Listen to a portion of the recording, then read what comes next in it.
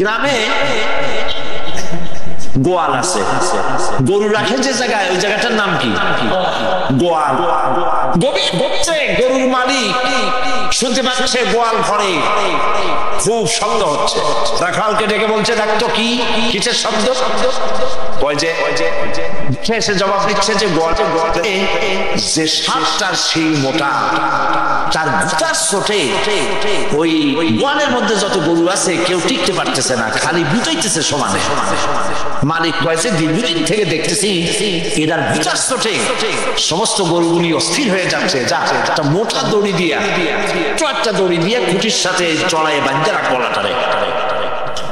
মোটা একটা দড়ি দিয়া গলার সাথে খুঁটির সাথে যদি বাঁধতে দেয়, এরপরে খালি ফোঁস করতে পারবে, বুঝাইতে পারবে। ঠিক অনুরূপ ভাবে কোন জনপদ থেকে, কোন দেশ থেকে যখন দেশের মানুষেরা, যখন দেশে নিরস্ত্র মানুষেরা, গরিব মানুষেরা যখন আল্লাহর দরবারে গভীর রাত্রে ফরিয়াদ তোলে, আল্লাহ জুলুমে অত্যাচারে জর্জরিত হয়ে গেলাম, মার খেতে খেতে শেষ হয়ে গেলাম, অত্যাচারে অত্যাচারিত হচ্ছি, চিৎকার করতে থাকে, আল্লাহ পাক তখন তার নজর দিয়ে দেখেন। আল্লাহ তো দেখতেই থাকেন সব সময়ের জন্য। আল্লাহ পাক কার কারণে এগুলি হচ্ছে, আল্লাহ পাক টের পান। শিং কারো কারো মোটা হয়েছে, ইসরায়েলকে পাঠায় দেন, যাও হাঁটো দড়ি দিয়ে বাঁধতে থো। হাঁটো দড়ি কোনটা বুঝছেন? 3 হাত। কব কোনটা? হাঁটো দড়ি দিয়ে বাঁধতে থো। সুতরাং কত রাজা বাদশাহ ক্ষমতা এলো, মানুষের উপরে জুলুম করলো, আল্লাহ পাক তার ইন্তেকাম নিয়েছেন। সেই আল্লাহ এখন আর নাই, নাউজুবিল্লাহ। সে আল্লাহ আছেন কিনা, পূর্ণ শক্তিতে বহাল কিনা? হুয়াল হাইয়ুল কাইয়্যুম। এমন অবস্থা নয় যে বাংলাদেশে কি হচ্ছে আর আল্লাহ টের পাচ্ছেন না। কি বলেন? রব্বুল আলামিন বলেন, লা তাখুযুহু সিনাতুন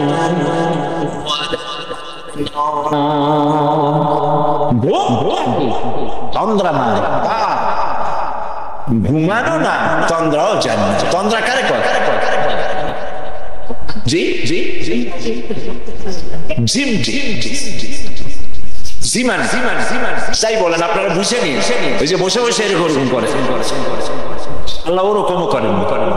ঘুমো না, তন্দ্রা। আল্লাহ রাব্বুল আলামিন যদি ঘুমায় যান, এই পৃথিবীর আকাশ এবং জমিনের সব ট্রাফিক কন্ট্রোল আল্লাহ পাক নিজেই করেন। যদি তিনি ঘুমায় যান, সব শেষ হয়ে যায়। বাংলাদেশে কি হচ্ছে, পৃথিবীর কোথাও কি হচ্ছে তা আল্লাহ দেখছেন।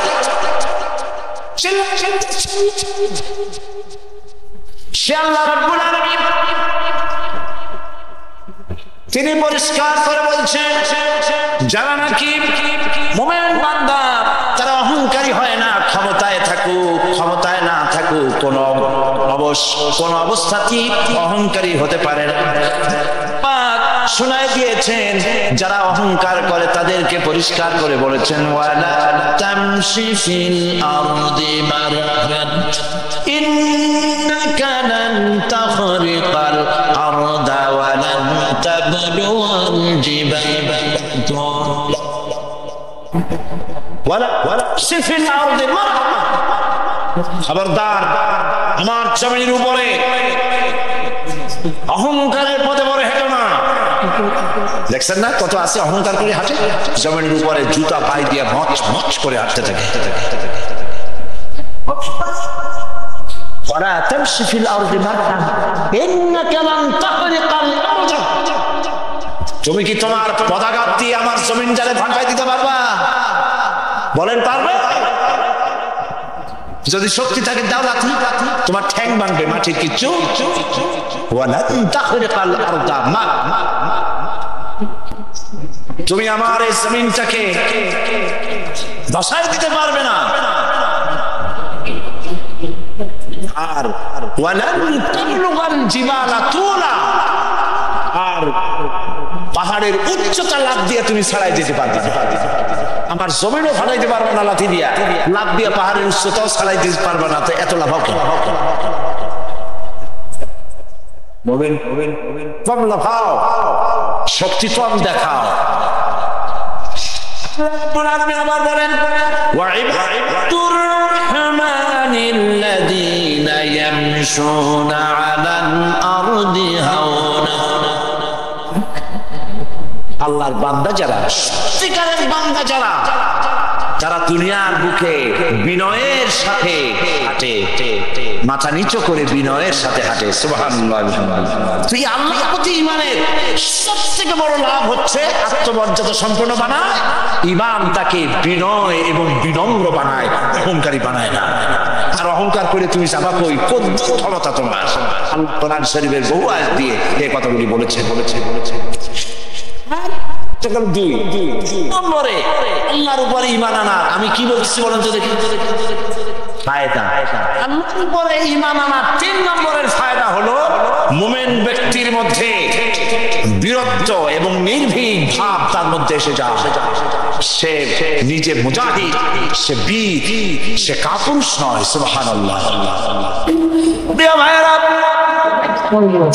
আব্দুল্লাহ বিন রাওয়াহা ওই দিন ছিল তার বাসর সজ্জা, নতুন বিবাহ করেছেন, বাসর রাত আজ চলে গেছেন বাড়িতে। তারপর বাইরের থেকে শুনতে পান স্ত্রী কোরআন শরীফ তেলাওয়াত করতেছেন। বলছেন আব্দুল্লাহ বলছেন, প্রাণের স্ত্রী, আমি তোমার স্বামী এসেছি, একটু কোরআন পড়া বন্ধ করে একটু কথা শোনো। নবীজি আমাকে জিহাদের ময়দানে যাওয়ার জন্য অর্ডার করেছেন, আমি জিহাদের ময়দানে যাচ্ছি। আমি তোমার কোনো হক আদায় করতে পারি নাই, তুমি আমাকে আল্লাহর হস্তে মাফ করে দিও। স্ত্রী বলছে, প্রাণের স্বামী, একটা বার ভেতরে আসেন, আমি আপনাকে দেখে নেই। একবার মাত্র দেখেছিলাম, আরেকটি বার আপনাকে দেখতে চাই। প্রাণের স্ত্রী, আমি ঘরের ভিতরে প্রবেশ করব না, ঘরের ভিতরে এনে পরে তোমাকে দেখলে দিলের ভিতরে তোমার প্রতি মহব্বত বেড়ে যেতে পারে, আমি ভেতরে আসবো না। স্ত্রী বলছেন, আব্দুল্লাহ কোন প্রেম নিবেদন করবে না, শুধু তোমার চেহারাটা একবার দেখে রাখবো, কারণ তোমাকে আমি ভালো মতো দেখতে পারি নাই, একটিবার প্রাণ ভরে দেখতে চাই, যাতে করে কিয়ামতের ময়দানে, হাসরের ময়দানে আমি যেন তোমাকে স্বামী বলে চিনে নিতে পারি। আব্দুল্লাহ তিনি বলছেন, স্ত্রী, যদি তোমার সেই ইচ্ছাই হয়, আর যদি তুমি ধৈর্য ধারণ করতে পারো, তোমাকে দেখার কোনো প্রয়োজন নেই। তুমি যদি ধৈর্য ধারণ করো, যদি আমার শাহাদাত নসিব করেন, কিয়ামতের ভিতরে, জান্নাতের ভিতরে আল্লাহ রাব্বুল আলামিন তোমাকে আমাকে স্বামী স্ত্রী হিসাবে পরিচয় করাইয়া দিবেন। হযরতে জাফর জিহাদের ময়দানে, হযরতে জাফর, হযরতে যায়েদ, হযরতে আব্দুল্লাহ বিন রাওয়াহা 3000 সাহাবীদের নেতৃত্ব নিয়ে মুতার প্রান্তরে লড়াই করলেন। হযরতে যায়েদ শহীদ হয়ে গেলেন। এবার হযরতে জাফর, চতুর্দিক থেকে কাফেররা ঘিরে ফেলেছে, তাকে তরবারি দিয়ে আঘাত করছে। হযরত জাফরের বাম হাত কেটে গেল, ডান হাতে তিনি ঝান্ডা উঁচু করেছেন, ডান হাতে কোপ লাগলো। এবার ঝুলন্ত কাঁটা দুটি হাত দিয়ে পতাকা বুকের সাথে জড়ায় ধরেছেন। পাশের সাহাবীকে ডেকে বলেন, আল্লাহর নবীর সাহাবী, নবীজির কাছে আমার সালাম জানায় দিও। আমার মনে হয় আমি এখন শহীদ হয়ে যাব, কারণ আমার নাকির ভিতরে আমি এখন জান্নাতের সুঘ্রাণ পেতেছি। হযরতে জাফর শহীদ হয়ে গেলেন। হযরতে আব্দুল্লাহ বলেন, হযরতে আব্দুল্লাহ এবং তারা দুজন ছুটে গেলেন পতাকা ধারণ করার জন্য। যখন কাছে গিয়েছেন, দেখতে পেলেন পতাকা যেন সে কে যেন ধরে লেগেছে। কাছে গিয়ে দেখে হযরতে জাফরের দুটি পা কেটে কাফেররা দুই দিকে ফেলে দিয়েছে, দুইটি হাত কেটে দুই দিকে ফেলে দেখে দিয়েছে, দেহ একদিকে পড়ে রয়েছে, আর শূন্য মস্তক এক কোনায় পড়ে ইসলামের পতাকা কামড়ে ধরে উঁচু করে রেখেছে। হযরতে আবু উবাইদা বলেন, আমি স্বপ্নে দেখলাম নবীজির, আমি স্বপ্নে দেখলাম হযরতে আব্দুল্লাহ তিনি যেন হযরতে জাফর জান্নাতের ভেতরে ফেরেশতার সঙ্গে উড়ে বেড়াতেছে। আমি প্রশ্ন করলাম, জাফর আল্লাহ তোমার সঙ্গে কি ব্যবহার করেছেন? হযরতে জাফর বললেন, আবু উবাইদা আল্লাহ পাক আমাকে জান্নাত দান করে জিজ্ঞেস করেছেন তুমি আমার কাছে আর কি চাও? আমি বলেছি, আল্লাহ রাব্বুল আলামিন আমি আর কিচ্ছু চাই না, আমি চাই আর একবার দুনিয়ায় আমাকে পাঠায় দাও, কাফেরদের বিরুদ্ধে দ্বীন প্রতিষ্ঠার জন্য লড়াই করে আবার আমার এই জীবনটা দিয়ে আসি। আমার ভাইরা, আব্দুল উজ্জা মক্কা শরীফে বাড়ি, 20 বছরের যুবক, কলিজার মধ্যে সবসময় চায় এতিম মানুষ, বাপ মারা গেছে, একেবারে ছোট অবস্থা। হঠাৎ একদিন রাসূল পাক সাল্লাল্লাহু আলাইহি ওয়াসাল্লাম হিজরত করলেন। এরপরে আব্দুল উজ্জার ধৈর্যের বাঁধ ভেঙে গেল। আব্দুল উজ্জা গিয়ে বলছে, চাচা মুহাম্মদ সাল্লাল্লাহু আলাইহি ওয়াসাল্লামের নাম তো নিশ্চয়ই শুনেছেন। বলে, হ্যাঁ শুনেছি। তিনি যে ইসলামের দাওয়াত দেন, এটা আপনার কাছে কেমন লাগে? তার মানে বলছে যে আমার কাছে তো খুব ভালো লাগে। চাচা ইসলাম কি কবুল করবেন? এই অগণিত মুক্তির সামনে মাথা নত করে আমাদের কোনো লাভ নাই, এই মুক্তিগুলি আমাদের কোনো সাহায্য করতে পারে না। এক আল্লাহ বিশ্বাস করার জন্য মুহাম্মদ সাল্লাল্লাহু আলাইহি ওয়াসাল্লাম আমাদের বলেছেন। চাচা বলছে, খবরদার, এই কথা যদি আবার উচ্চারণ করো তাহলে আমি তোমাকে যা দিয়েছি সব ছিনায় নেব। আব্দুল উজ্জা বলছেন, তাহলে আর আমি সহ্য করতে পারলাম না। চাচা আপনার সামনেই আমি ঘোষণা করলাম, একদিন চাপা রেখেছি আর পারলাম, আমি ঘোষণা করে দিলাম লা ইলাহা ইল্লাল্লাহু মুহাম্মাদুর রাসূলুল্লাহ। পরিণতি জানো? আব্দুল উজ্জা বলল, কি পরিণতি? চাচা বলতেছি, এই কলেমা পড়ার কারণে আমি তোমাকে যা দিয়েছিলাম, ঘোড়া দিয়েছি, উট দিয়েছি, বাড়ি দিয়েছি, সব আমি তোমার কাছ থেকে ছিনাইলাম, সব ফেরত দিতে হবে। তিনি বললেন, আমি রাজি আছি, আমি রাজি আছি। আপনি আমার সোনা দানা, ঘোড়া, উট আর ঘর বাড়ি দান করেছেন, এই দুনিয়াটার মালিকও যদি আমারে বানাই দিতেন, আমি এর বিনিময়ে কলেমা পড়া থেকে আর আমি নিজেকে থামায় রাখতে পারি না। বলে, আমার সব আমাকে ফেরত দাও। বললো, দিলাম, যা আপনি দিয়েছেন সব আপনাকে ফেরত দিলাম। চাচা বলছে, জায়গা জমি, টাকা পয়সা, সোনা দানা সব পেলাম, তোমার গায়ে যে জামা, তোমার পরনে যে লুঙ্গি, ওটা আমার টাকার খোলো। আব্দুল উজ্জা বললেন, আপত্তি নাই। জামা খুলে দিলেন, পরনের লুঙ্গিটাও খুলে দিলেন। 20 বছরের যুবক এই অবস্থায় চলে গেলেন মায়ের কাছে।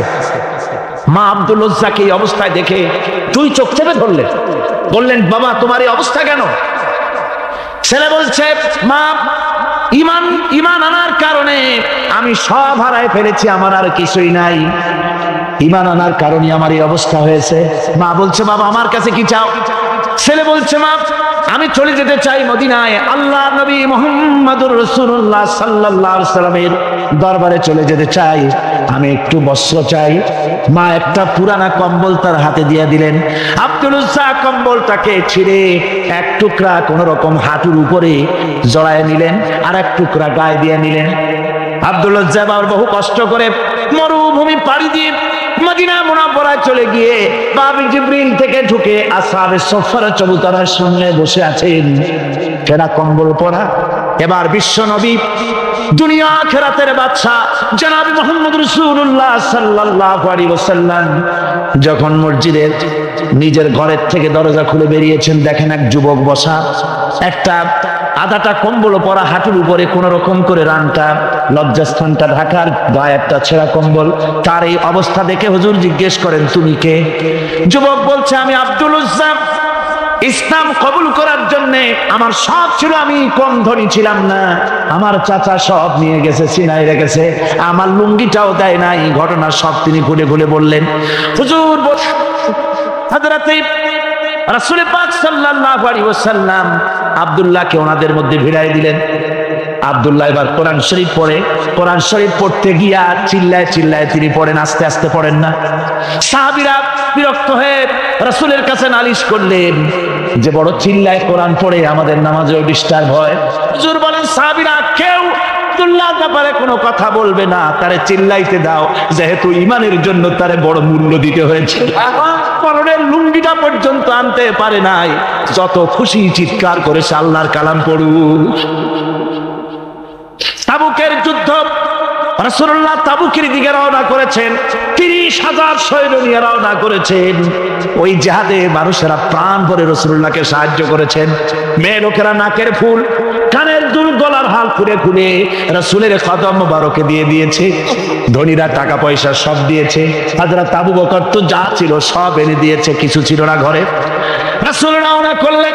প্রতিমধ্যে হযরত আব্দুল্লাহ জুলবাজাদাইন আল্লাহ নবীর খেদমতে হাজির হয়ে বলেন, হুজুর সবাই তো সব দিল, আমার কিছুই নাই, কিছু দিতে পারলাম না।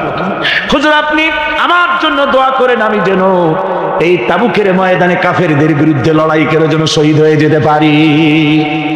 দিতে পারি নাই, কিন্তু আল্লাহর জন্য যেন আমার জীবনটা দিয়ে দিতে পারি।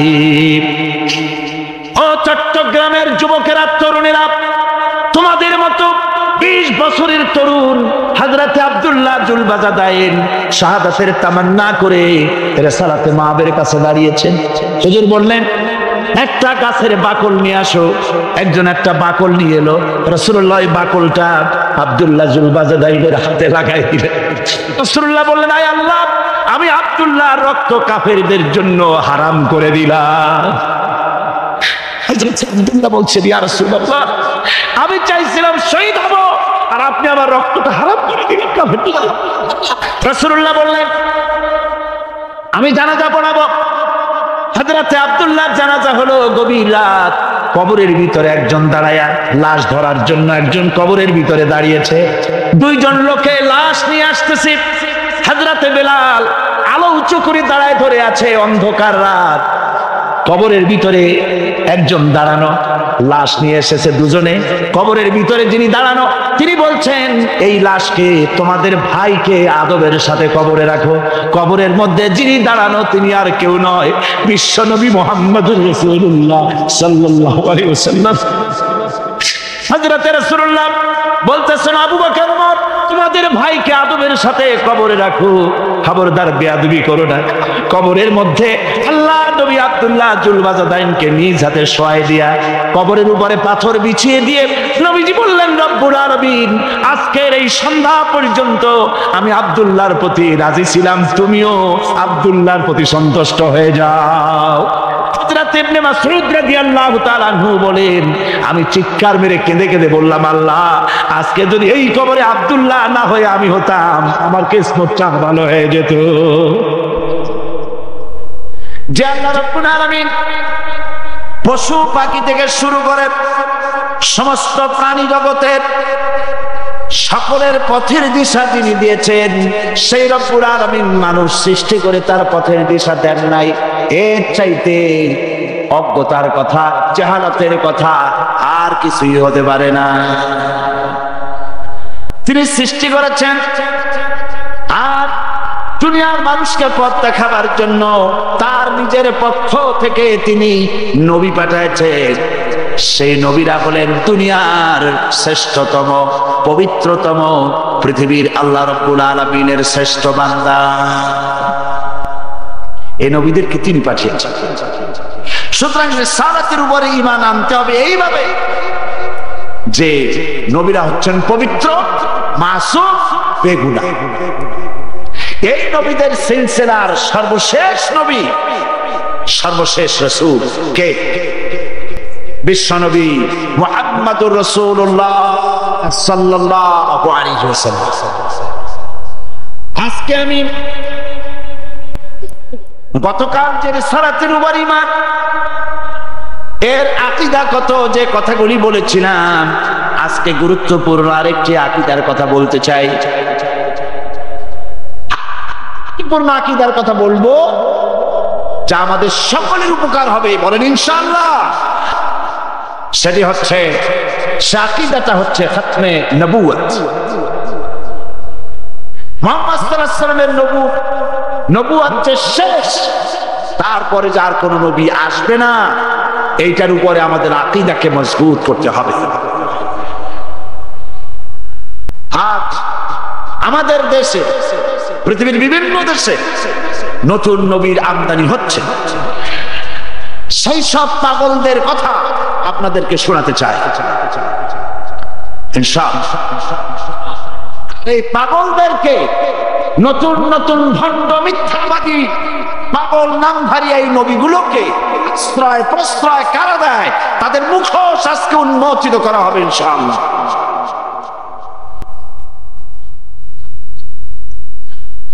বিশ্বনবী মুহাম্মদ রাসূলুল্লাহ সাল্লাল্লাহু আলাইহি ওয়াসাল্লাম এই পৃথিবীতে তার চাইতে বেশি মর্যাদা আল্লাহ পাক কাউকে দেন নাই। এত সম্মান আল্লাহ কাউকে করেন নাই। সুবহানাল্লাহ। আল্লাহ রাব্বুল আলামিন এই পৃথিবীতে যত নবী পাঠিয়েছেন, কোন নবীকে যদি ডাকার দরকার হয়েছে আল্লাহ পাক নাম ধরে ধরে ডেকেছেন। হযরত আদম আলাইহিস সালামকে বলেছেন, ইয়া আদম উসকুন আনতা ওয়া যাওজুকাল জান্নাহ। আবার যখন নূহ আলাইহিস সালামকে ডাকবেন, আল্লাহ পাক বলেছেন, ইয়া নূহ লাইসা মিন আহলিক। মুসা আলাইহিস সালামকে ডাকবেন, আল্লাহ পাক দেখেছেন, ওয়া মা তিলকা বিয়ামিনিকা ইয়া মুসা।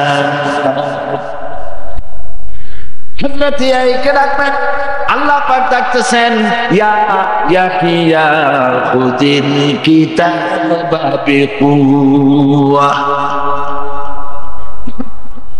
আমিনের যখন ডাকার প্রয়োজন হলো, জাতির পিতাকে, কে জাতির পিতা?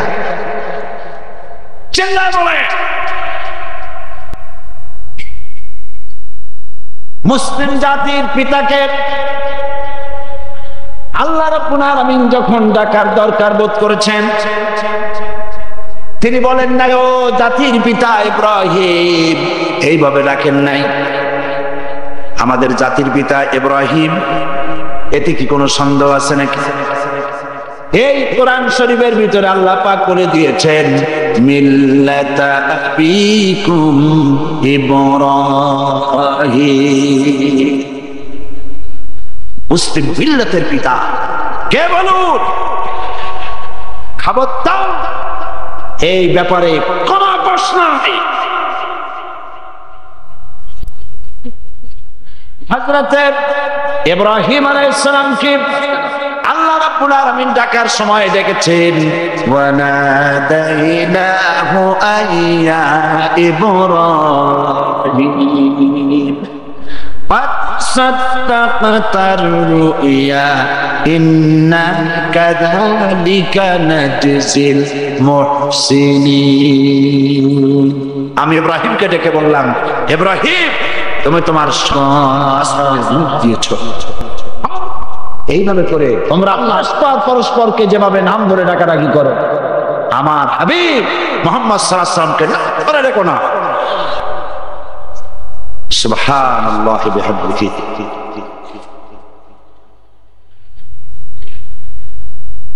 মুহাম্মদ সাল্লাল্লাহু আলাইহি ওয়াসাল্লামকে আল্লাহ পাক এত ইজ্জত, এত সম্মান দিয়েছেন। আমরা সৌভাগ্যবান। বলেন আমরা কি? আমরা সৌভাগ্যবান। হুজুরের উম্মতের মধ্যে আল্লাহ আমাদের শামিল করেছেন। এর থেকে সৌভাগ্য আর কি হতে পারে? চিল্লায় কোন আলহামদুলিল্লাহ, জোরে কোন আলহামদুলিল্লাহ।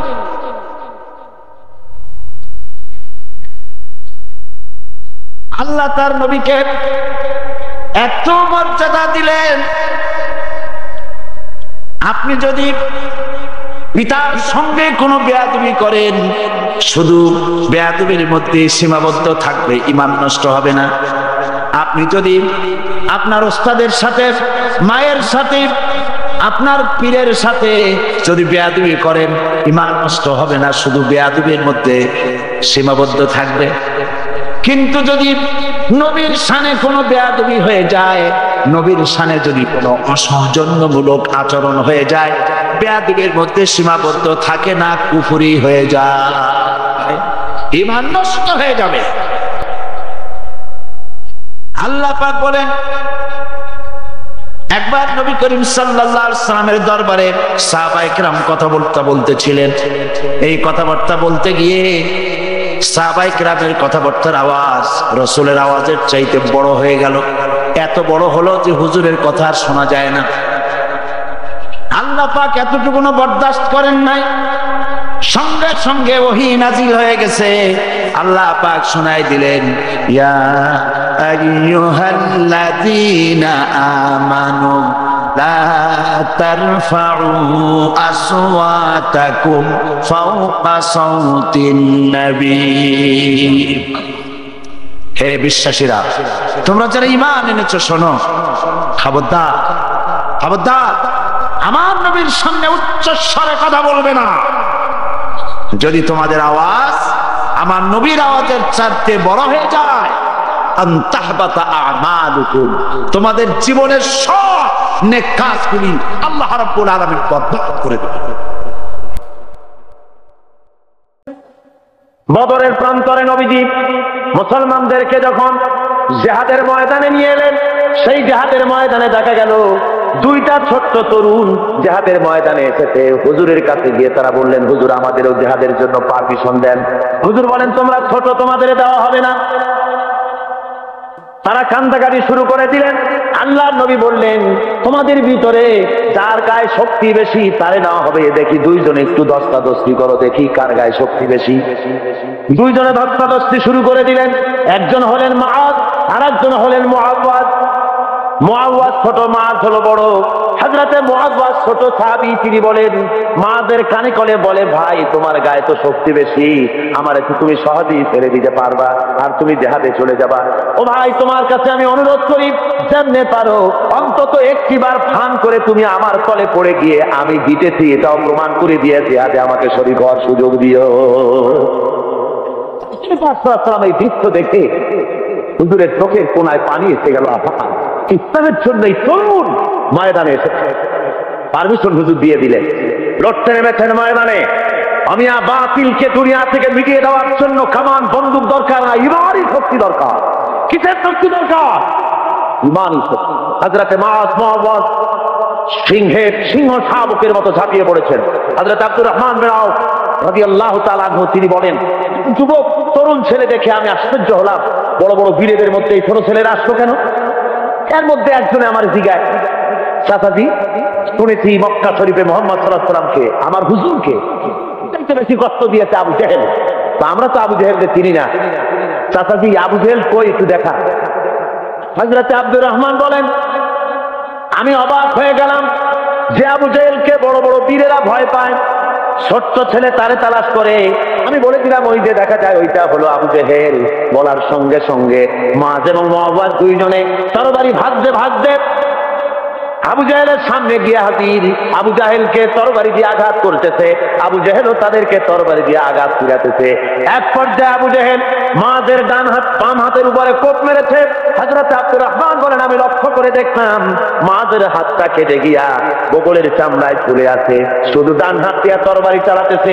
এবার দেখা গেল বাম হাতটা চূড়ান্ত কর্তৃত হাত সামনে নড়াচড়া করে ডিস্টার্ব করতেছে বলে ডান হাত দিয়ে তরবারি চালাতে পারে না বলে হযরতে মুআয এবার নিজের কাটা হাতটা পায়ের তলে চাপ দিয়া বিরাট জোরে ছটকা একটা টান মেরে বাম হাতটা ছিঁড়ে ফেলে দিয়া ডান হাতের তরবারি দিয়ে এমন জোরে আঘাত মারলেন, আবু জেহেল দুনিয়া থেকে জনমের মতো বিদায় হয়ে গেল। ভাইরা আমার, আল্লাহ রাব্বুল আলামিন এই জন্য কোরআনে কারীমের মধ্যে বলেছেন, ওয়া কানা হাক্কান আলাইনা নাসরুল মুমিনিন। পড়েন সবাই আমার সাথে, ওয়া কানা হাক্কান আলাইনা নাসরুল মুমিনিন। মুমিনদের জন্য সাহায্য করা আমি আল্লাহর জন্য ওয়াজিব। মুমিনদের জন্য সাহায্য করা আমার জন্য ওয়াজিব হয়ে যায়। আমার বান্দাদেরকে আমি সাহায্য করে থাকি। ধরে বলেন সুবহানাল্লাহ। ভাইরা আমার, এই কাজের জন্য রাসূল নিজে রক্ত দিয়েছেন, দেন নাই রক্ত? বলেন দেন নাই? আমরা কি করতে পারলাম? এখন পর্যন্ত একদিন জেল হলো না, জরিমানা হলো না, রক্ত দিলাম না, গাল মন্দ আসলো না। ইসলামী আন্দোলন করতে গেলে গাইল আসবে, মন্দ আসবে, অপপ্রচার আসবে, গালাগালি আসবে, আপনাকে মারা হবে, জেল জরিমানা হবে, সহ্য করতে হবে। তা না হওয়া পর্যন্ত আল্লাহর দিন কায়েম হতে কখনো পারে না। রাসূলের দান্দার মোবারক শহীদ হয়ে গেল, কপাল ভেঙে গেল, মাথায় লোহার টুপি পরা ছিল, হেলমেট পরা ছিল, হেলমেট ভেঙে গিয়ে কপালের মধ্যে ঢুকে গেল। নবীজি বেহুশ হয়ে জমিনের উপরে পড়ে গেলেন। হুঁশে যখন এসেছেন নবীজি তখন কপালের উপরে হাত বুলাইয়া যখন এনেছেন, তাকায় দেখেন হাত দুইটা রক্তে ভরে গেছে। হুজুর তখন বলেন, আহারে, এই জমিনের, এই এলাকার, এই জাতির কল্যাণ কেমন করে হতে পারবে যেই জাতি তার নবীর চেহারা রক্ত দিয়ে লাল বানাইয়া দিল। হযরত আলী পানি ঢালেন, হযরতে ফাতেমা রাদিয়াল্লাহু তাআলা আনহা নিজের আঁচল দিয়ে, ওড়না দিয়ে কোন রকম করে রক্ত বন্ধ করার চেষ্টা করেন, কোন রকমই রক্ত বন্ধ হয় না। হাদিস শরীফে এসেছে, এবার হযরত ফাতেমা তিনি চলে গেলেন, আগুন তিনি খেজুরের বোনাম, খেজুরের পাতা দিয়ে বোনানো চাটাই, ওই চাটাই পোড়াইয়া ছাই বানায়া হুজুরের কপালের ভিতরে ঢুকাই দিলেন, রক্ত বন্ধ হয়ে গেল। কিন্তু চতুর্দিকে ছড়ায় গেছে আল্লাহর নবী নাই, নবী শহীদ হয়ে গেছেন। মদিনার মানুষেরা পাগলের মতো হয়ে গেল, এতিমের মতো হয়ে দৌড়ানো শুরু করে দিল, দৌড়ানো শুরু করে দিয়েছে। এক বুড়ি শুধু দৌড়ায়। জিজ্ঞেস করেন একজন সাহাবী, দৌড়াও কেন? কয় ওহুদে যেতেছি। কয় গায়ে কোনো লাভ নাই, তোমার যে দুইটা সন্তান জিহাদে এসেছিল দুইটা শহীদ হয়ে গেছে। আরে ওই মেয়ে লোক দৌড়াতে দৌড়াতে সাহাবায়ে কেরাম পরিবেষ্টিত হুজুরের কাছে পৌঁছে গেছেন। যে দেখেন আল্লাহ নবী জিন্দা আছেন। হুজুরের এই জিন্দা চেহারা মোবারকের দিকে তাকায়া ওই মেয়ে লোকটি কেঁদে কেঁদে বলেন, ইয়া রাসূলুল্লাহ, আমি মরা শোক, তুই দুইটা কলিজার টুকরা সন্তান মরা শোক, সব আমার কলিজা থেকে ধুয়ে মুছে সাফ হয়ে গেছে। হুজুর আপনি জীবিত আছেন, এটাই মুসলমানের জীবনের সান্ত্বনা। নিজে রক্ত দিলেন, রক্ত দিলেন, চাঁদ দিলেন, শাহাদাত বরণ করলেন। সুতরাং শাহাদাতের মৌত হলো মুসলমানদের জন্য সর্বশ্রেষ্ঠ মৌত, এর চাইতে বড় মৌত আর হতে পারে না। হে আকাশ, হে জমিন, বহুবার তোমরা দেখেছো আমরা পরীক্ষায় উত্তীর্ণ হয়েছি, মানুষের তৈরি করা আইনের সামনে মাথা নত করি নাই কখনো। যেহেতু আমরা মুসলমান, আমরা বেঁচে থাকলে হব গাজী, মরলে হব কি? বাঁচতে গাজী, মরলে শহীদ। সুতরাং এই শাহাদাতের মৌতই আমাদের তামান্না হওয়া উচিত। হাদিস শরীফে এসেছে মুসলমানেরা সবসময় সংখ্যায় ছিল কম আর কাফেররা ছিল বেশি, কিন্তু জিতেছে কারা? জিতেছে কারা? এবারেও বাংলাদেশের জিহাদে জিতবে কারা? যারা বলেন ইনশাআল্লাহ, বলুন ইনশাআল্লাহ। ভাইয়ের আমার, আল্লাহর নবী 3000 মর্দে মুজাহিদ তৈরি করে নিয়ে আল্লাহর নবী জনাবে মুহাম্মদ রাসূলুল্লাহ সাল্লাল্লাহু আলাইহি ওয়াসাল্লাম বললেন, এবারে আমি সেনাপতি নির্বাচিত করতে চাই। ওগো সাহাবীরা, তোমাদের মধ্যে এই যুদ্ধের ভিতরে প্রধান সেনাপতির দায়িত্ব পালন করবেন আমার ছেলে যায়েদ। কোথায় তুমি? হযরত যায়েদ দাঁড়িয়ে গেলেন, ইয়া রাসূলুল্লাহ লাব্বাইকা ওয়া সাদাইক। আমি যায়েদ হাজির। যায়েদ হলেন হুজুরের কি ছেলে? পালক পুত্র। বললেন আমি উপস্থিত। হুজুর বললেন 2 নম্বরের সেনাপতির দায়িত্ব পালন করবে আমার চাচাতো ভাই হযরতে আলী, ছোট ভাই জাফর বিন আবি তালেব। কোথায় তুমি? উনিও দাঁড়িয়ে গেলেন। হুজুর বলেন 3 নম্বরে দায়িত্ব পালন করবে হযরতে আব্দুল্লাহ বিন রাওয়াহা। কোথায় তুমি? তিনিও দাঁড়িয়ে গেলেন। হুজুর বলেন তোমরা চলে যাও, নিজেদের বাড়ি গিয়ে বিবি বাল বাচ্চা মা বাপের কাছ থেকে বিদায় সালাম আরজ করে আসো। ভাইয়ের আমার, আমি বলে থাকি এই দুনিয়ায় না জেনে হঠাৎ করে সামনের থেকে পিছন থেকে কেউ যদি গুলি খায়, এ ধরনের গুলি খেয়ে মরা হলো এক জিনিস, আর জেনে বুঝে মরা হলো ভিন্ন জিনিস। বলেন ঠিক কিনা? ওনারা জানেন নিশ্চিত ভাবে মরে যাওয়া ছাড়া কোনো পথ নাই। শাহাদাতের জন্য পেয়ালা ইফতারা পান করতে যাবেন। যেহেতু হুজুর বলেছেন জিহাদের ময়দানে সেনাপতি লাগবে একজন, কিন্তু হুজুর বলেছেন 3 জন, তাহলে বোঝা গেল এই 3 জনের একজনও ফিরে আসবে না, শহীদ হয়ে যাবে। হযরতে যায়েদ দাঁড়িয়ে বলেন, ইয়া রাসূলুল্লাহ, আমার তো আর যাওয়ার জায়গা নাই, আমার তো মা বাপ নাই, আপনি আমার আব্বা, আপনি হুকুম করেছেন, আমার মা হযরত আয়েশা ঘরে বসে শুনেছেন, আমি মেনে নিলাম। আমান্না সাল্লামনা সামি'না ওয়া আতা'না। হযরতে জাফর তিনি চলে গেলেন বাড়ি। বিবিকে ডেকে বলেন, ওরে বিবি, আমার সালাম নাও। আল্লাহ নবী আমাকে সেনাপতি বানাইছেন, মুতার যুদ্ধের রোমকদের বিরুদ্ধে লড়াই করতে যাচ্ছি, সুতরাং আমি তোমার কোনো হক আদায় করতে পারি নাই। স্বামী স্ত্রী হিসাবে ঘর গৃহবাস করতে গিয়ে কোনো হক যদি তোমার নষ্ট করে থাকি, আল্লাহর হস্তে তুমি আমারে মাফ করে দিও। স্ত্রী বলেন, ওগো আমার স্বামী, আল্লাহ নবী অর্ডার করেছে, সে পথ থেকে ফিরবার কোনো ক্ষমতা আমার নাই। আমি বরং আল্লাহর কাছে দোয়া করি, রব্বুল আলামিন আমার স্বামী জিহাদের ময়দানে যেতেছে, আমার স্বামীকে জিহাদির গাজী বানাই আমার কাছে আবার ফিরাইয়া দিও।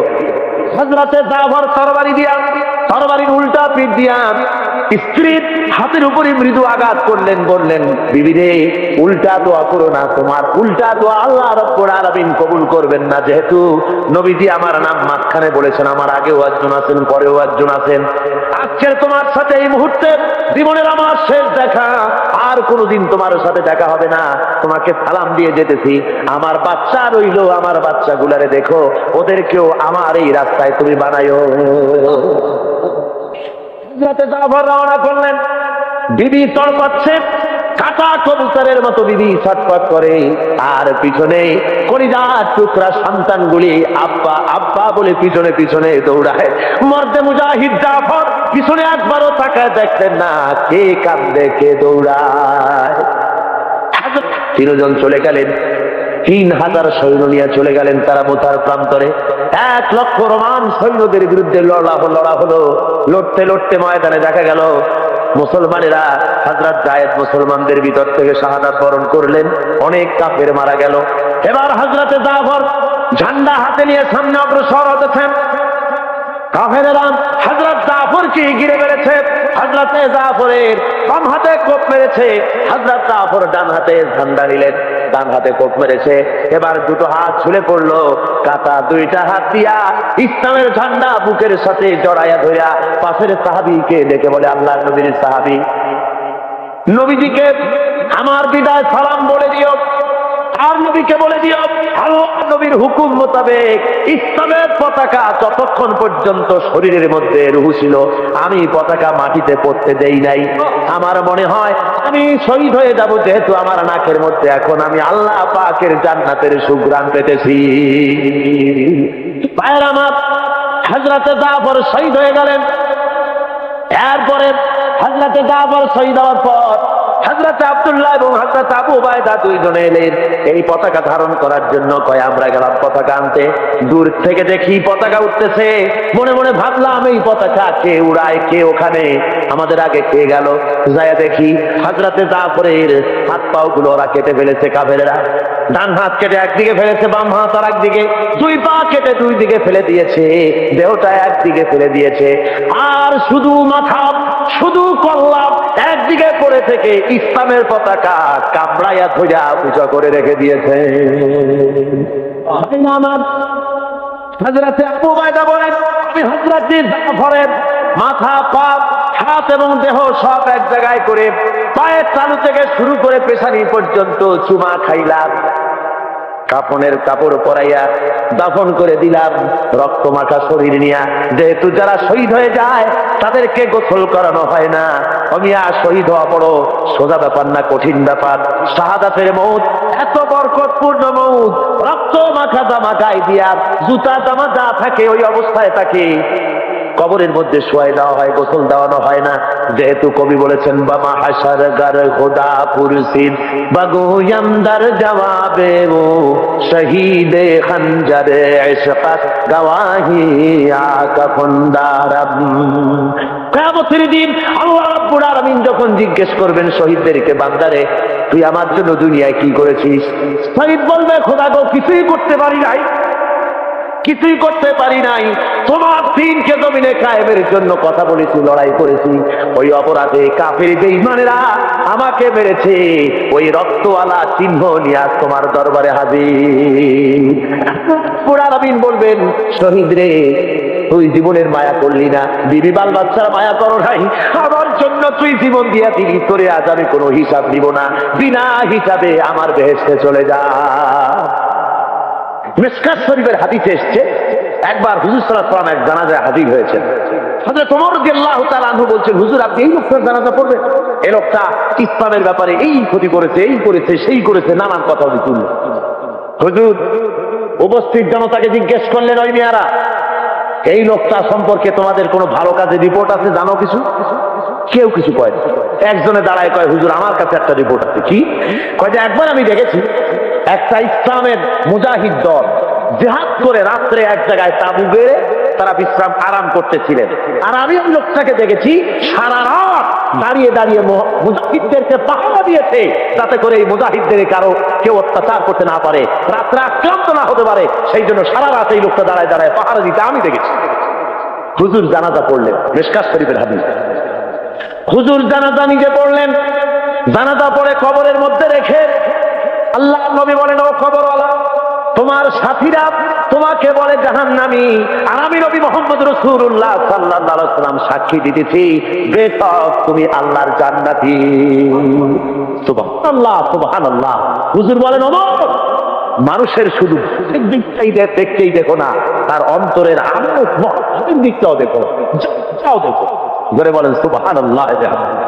যারা নাকি ইমানদার তারা লড়াই করে, সংগ্রাম করে, জিহাদ করে আল্লাহর রাস্তায়। ওয়াল্লাযীনা কাফারু ইউকাতিলুনা ফি সাবিলিত তাগুত। আর যারা নাকি কাফের তারা লড়াই করে তাগুতের পথে। কার পথে লড়াই করে? তাগুতের পথে। তাগুত কাকে বলে?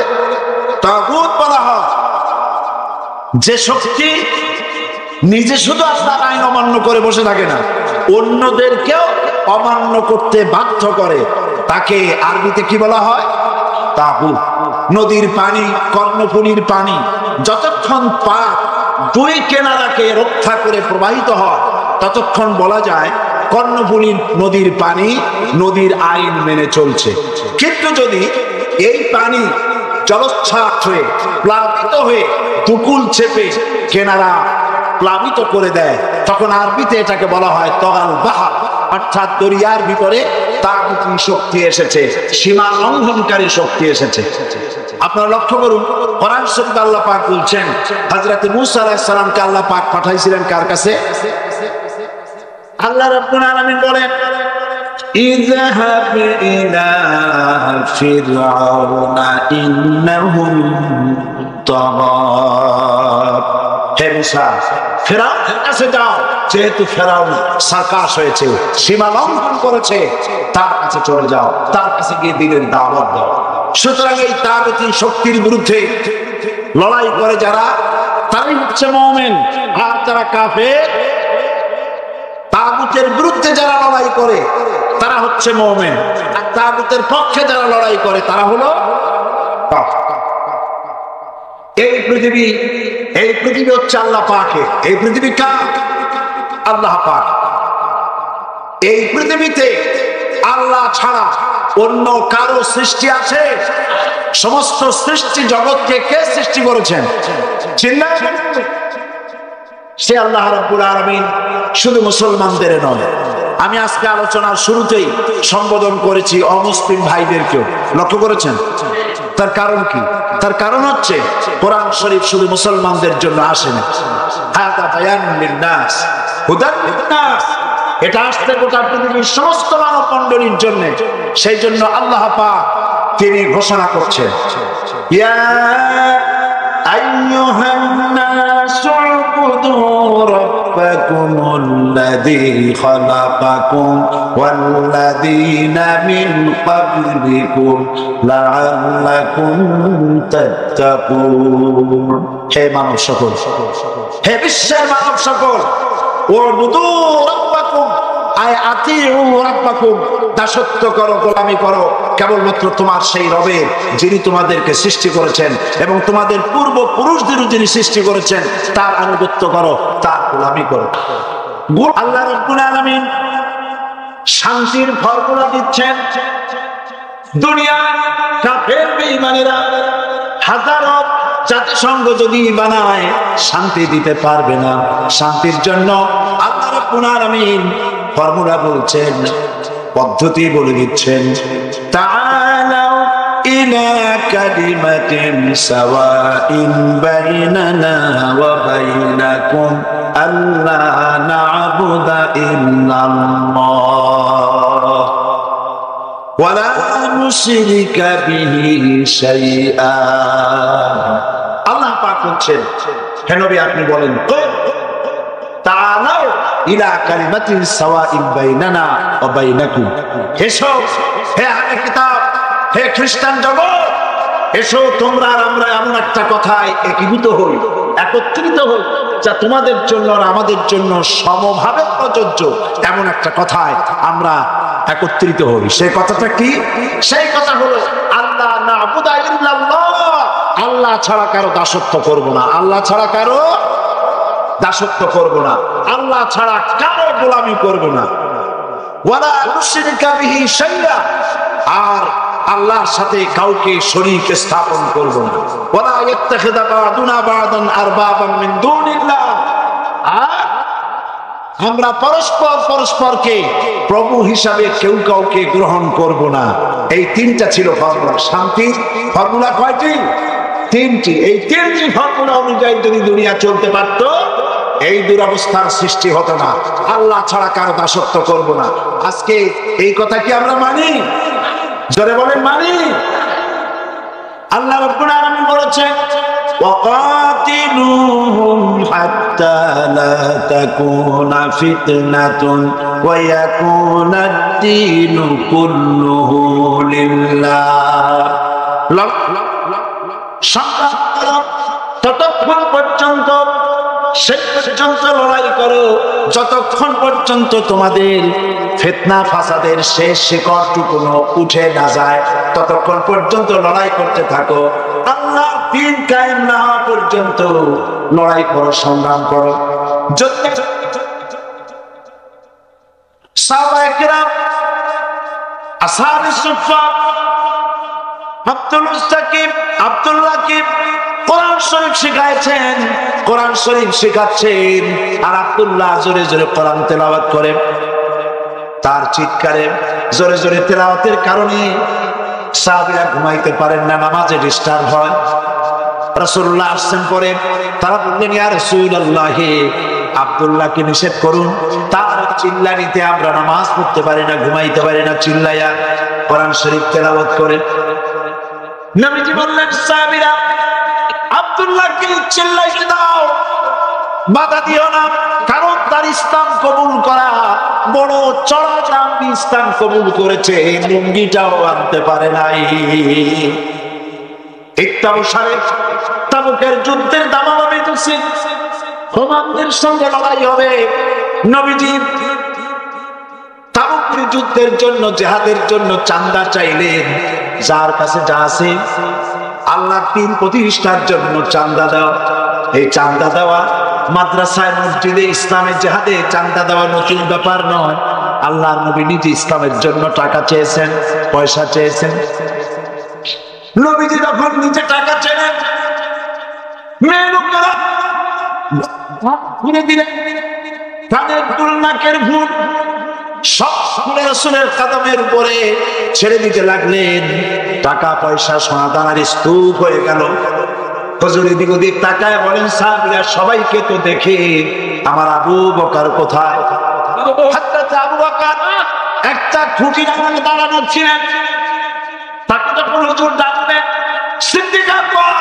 রাদিয়াল্লাহু তাআলা আনহু তিনি হাজরাত থেকে বেরিয়ে আসলেন হাতে ছোট্ট একটা থলি সেই থলিটা হুজুরের হাতে তুলে দিলেন নবীজি থলির মুখ খুলে ঢাললেন কয়েক কেজি গম পড়লো আর কয়েকটা দিরহাম হুজুর হযরত আবু বকরের দিকে তাকায় দেখেন হযরত আবু বকরের চোখের পানি দাড়ি ভিজে ভিজে পড়ছে নবীজি জিজ্ঞেস করলেন আবু বকর আল্লাহর নবী হযরত আবু বকরের এই দৃশ্য দেখে উপস্থিত সাহাবীদেরকে বললেন ও সাহাবীরা তোমরা আজকে সবাই মিলে তাবুকের জিহাদের যে চাঁদা দিয়েছো যে সাহায্য করেছো তোমাদের সকলের দানের তুলনায় আল্লাহ পাকের কাছে আবু বকরের দানের মর্যাদা বেশি হয়ে গেছে ময়দানে হযরত সাহাবা বলছেন ৬০,০০০ অশ্বারোহী উষ্ট্রারোহী সেনাবাহিনী আমার সাথে সকলে উচ্চারণ করো নাস্তাইনু বিল্লাহ ওয়া নাতাওয়াক্কালু আলাইহি হাসবুনাল্লাহ নি'মাল ওয়াকিল নি'মাল মাওলা ওয়া নি'মান নাসির। এটা উচ্চারণ করো, ঝাঁপায় পড়ো বিসমিল্লাহ বলে দরিয়ার দিকে। দরিয়ার দিকে রাতের অন্ধকারে হযরতে সাদ বিন আবি ওয়াক্কাস ৬,৫০০ সৈন্য নিয়ে দরিয়া পার হয়ে ওপারে চলে গেলেন। একটা ঘোড়াও হারায় নাই, একটা মানুষও হারায় নাই। বিশ্বকবি আল্লামা ইকবাল, আল্লাহ জান্নাতুল ফেরদাউস নসিব করুন। দেখলাম তার এক কিতাবের মধ্যে তিনি লিখেছেন, কিরানা কারসিকা মাগরিব কি দাওয়া দানিশ, কিরানা কারসিকা मगरिब की दावा दानिश, सुरमा था आपका मेरा खाके मदीना। পাশ্চাত্যের চাকচিক্য আমার চক্ষুকে প্রতারিত করতে পারে নাই, কারণ মদিনার ধুলা বালি গুলো আমার চোখে সুরমা হয়ে লাগানো ছিল।